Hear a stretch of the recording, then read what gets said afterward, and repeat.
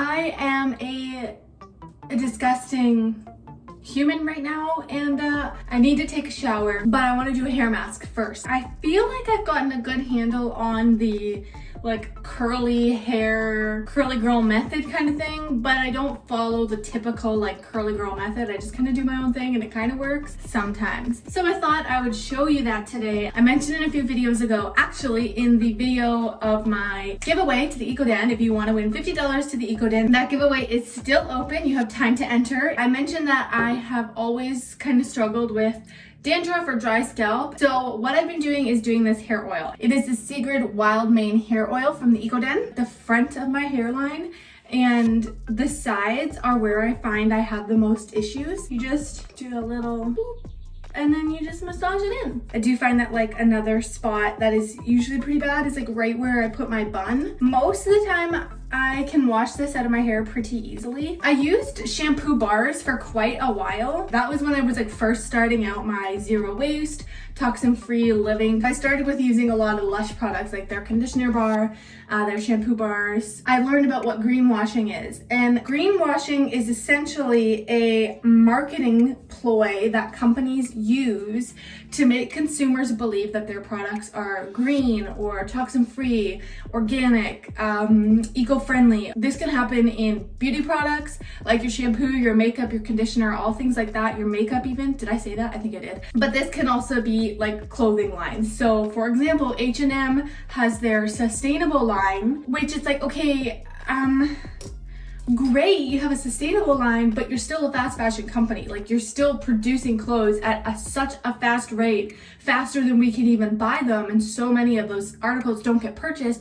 They go directly to the garbage. So do you really care? That's just an example. So Lush, I realize that they are one of those companies where a lot of their products aren't actually as clean as they market them to be, and there's a lot of ingredients in there that aren't really the best for your body. For example, SLS, sodium lauryl sulfate. Anything that suds and creates bubbles, that is SLS. It's a chemical that actually dries out your scalp, which is why I don't use it anymore, and can cause other issues. One ingredient you can definitely look for, and is a good indication of whether the product is clean or not, is SLS, sodium lauryl sulfate. If it has that, put it back on the shelf. You don't want it. Another good indication is whether something has coloring in it. So for example, their bath bombs are very colorful and are very known for being colorful and like, you know, the little in the bath. Especially for women, colored bath bombs can be so not good. Like if you struggle with yeast infections or UTIs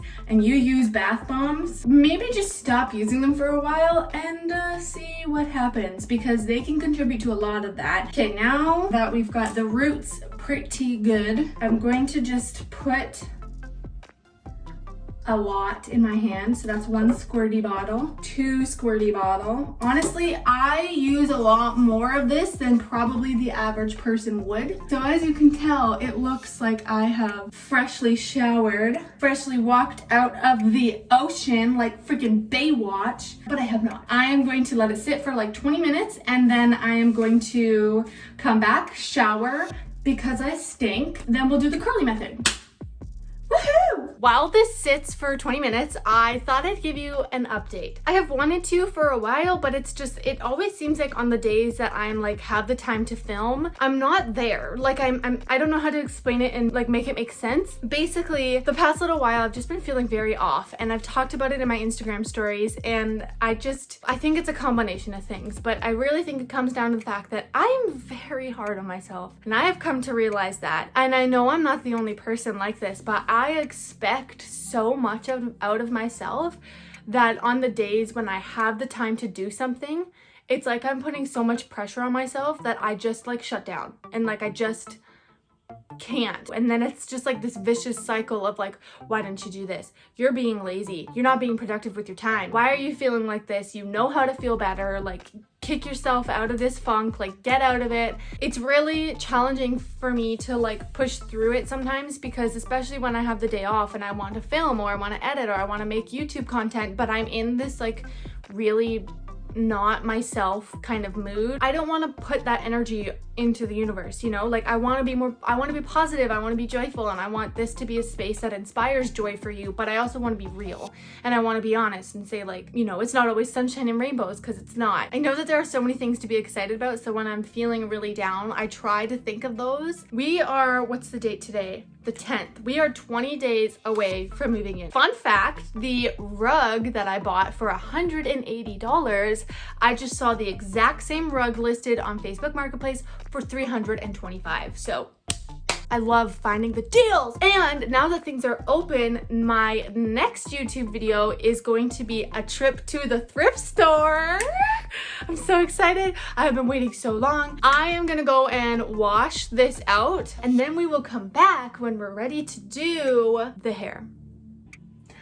Hola. Okay, so my skin is so dry. I have dandruff in my eyebrows. I need your recommendations. What is the most moisturizing moisturizer you have ever used? I need it. I have tried many things and they work for a good amount of time and then they just stop working and I don't know what to do about it. I'll worry about my face once I do the hair. So I'm gonna take my Denman brush, which I just bought off of Amazon. Every curly thing that I have seen uses one of these brushes. The way the bristles are, it helps curly hair like stay together and like clump so that it'll curl. That's my understanding. So you're gonna flip your hair upside down. So brush it forward like this. I have the Aveda Be Curly Curl Enhancer. I've had this for a while. I don't really think it's very clean, but I've had it, like I said, for a while and I don't want to waste it, so I'm gonna use what I have. I don't use very much. Like maybe that much. So while your hair is upside down, you're gonna take this, you're gonna rub it together, and then you're gonna like do this. They call that prayer hands. You're gonna like prayer hands your hair.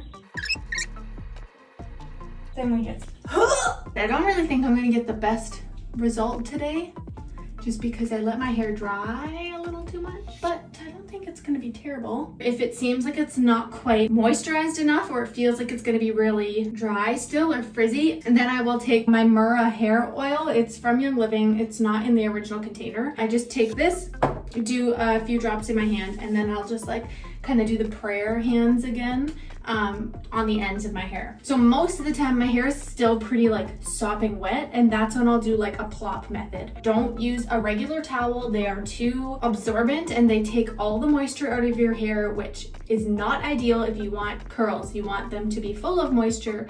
So don't use a regular towel, use a t-shirt, and you do like the plop. So I would just like lay the towel down on my bed, flip my head upside down, plop it like in the middle, and then like wrap it up around and tie it. Or sometimes I'll use like my scrunchie just to hold the fabric together. I only leave it in there for like maybe 5 minutes. Don't you just love my princess pajama party shirt? Did I buy it from the kids section at Walmart? Yes. Has matching shorts too, so that's no big deal. So I'm gonna go let this dry, I'm gonna go edit some videos, and then we will come back. And there we go. So it's pretty much dry. There's a few pieces I probably could have gone in with the Murrah oil, but I'm never really sure after I use the hair mask oil if I've washed it out completely, so I don't like adding more oil until I know how it's gonna dry, because I don't want it to be too greasy. So I'll probably go in and like add a little bit of the hair oil, but sometimes the curls just have a mind of their own, like that sticks straight out from my head, so that'll be, looks like I'm going with the part, a side part. Actually, it turned out better than I thought it was going to. It's always the back pieces that end up being not quite as defined and a little more frizzy, but yeah, curly hair is pretty unpredictable. It's like a box of chocolates. You never know what you're gonna get.